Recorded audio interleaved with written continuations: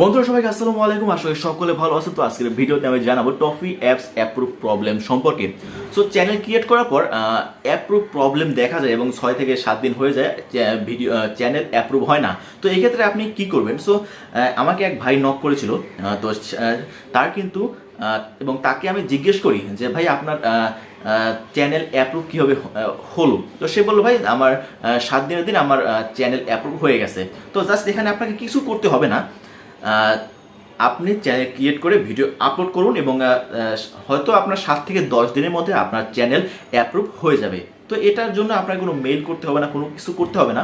Just আপনি সব কিছু ঠিকঠাক থাকলে আপনার চ্যানেলটি অ্যাপ্রুভ হয়ে যাবে। তবে হ্যাঁ, একটা কথা মাথায় রাখবেন, যেন আপনার ভোটার আইডি কার্ডে যে নাম দেওয়া আছে এবং ভোটার যে একটা আইডি নং ওইটা এবং ডেট অফ বার্থ, এই 3টা জিনিস যেন ঠিক থাকে।